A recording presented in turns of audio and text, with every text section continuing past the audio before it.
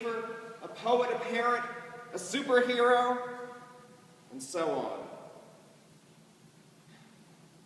We want to make that welcome extravagant and open and transformative. And so I had to struggle with this message that Jesus gives to his friends: love one another.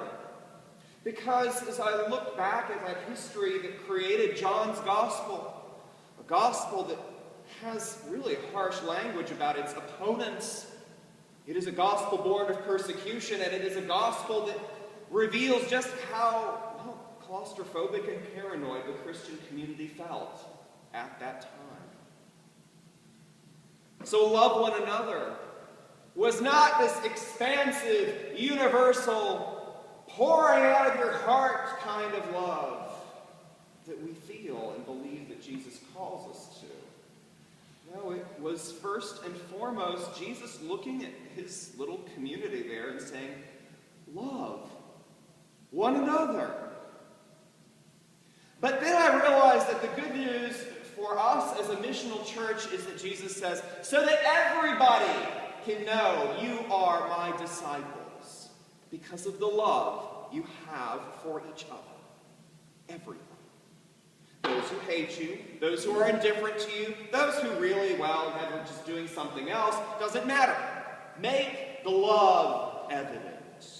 That's the very most basic thing that Jesus asks us to be. So before we, or any church, can be missional and out there and entering into community and saying, you are welcome here, let's discover what God is doing together, you know there must be love here. It is interesting that love is not something we can just say, even within this group of folks. It is something we must feel. And love is one of those things that is cultivated. Love is, in a sense, a discipline and a commitment. It is about trust building and truth telling, and it never really stops happening. Love is one of those things which you need to continue building upon. We all know this. With our friendships, with those whom we love as family or as spouse or as children, even, frankly, the love that we can have for our neighbors, for those people that we work with, strangers even, can experience love through any of us. And so somehow this experience of love is one that we invest in and build up and create again and again and again. We create a climate of love. And community, just here, is where it can begin. So that it's, let's just say, a dress rehearsal for your place in the world. Here, this becomes the crucible, the melting pot, the artist's palette where love is mixed and developed and grown and contoured and reshaped, reformed again and again. Not just so that this group or any one group of Christians throughout the world can just have their own little love fest, but no, we then go out into the world knowing if it can happen here, it can happen outside. And where our lives really do run 6.5 days out of the week.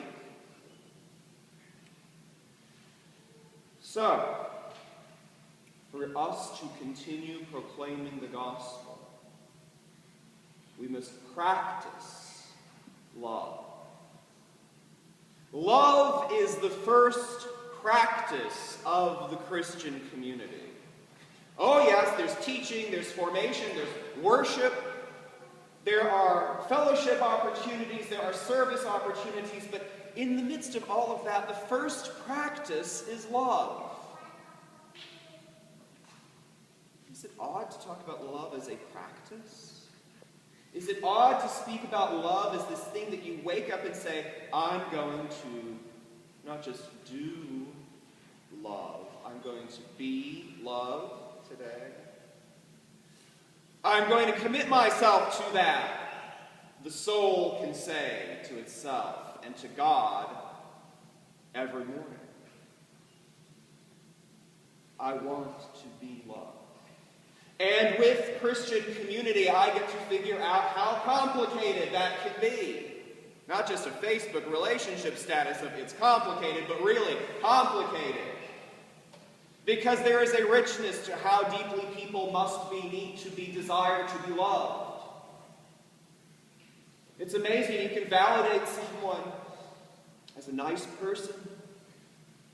You can validate someone as a giving person. You can validate someone as someone who just wants to be with others. And yet you can keep going more and more deeply into how one can be loved. You know this because we all have hearts that desire to be loved deeply. Despite failings or imperfections, despite past experiences, we want to be loved. So the basics. Love is the first practice of every Christian community. 2,000 years later, we are hearing words that remind us to love one another so that everyone will know that we are the disciples of Him who withstood that hour. We are the ones who have carried this story. And if you go back generation to generation, backwards, we will end up at the table there the night before He died, where He says, love one another as I have loved you. And because we have this story, the story of His hour, His cross, and His resurrection, our first practice of love that happens here is a gift that must happen for the world. That is how we begin to become missionaries by the power of God. That is how we are a missional church. Because a story which is absolutely crazy motivates us to love heroically and powerfully.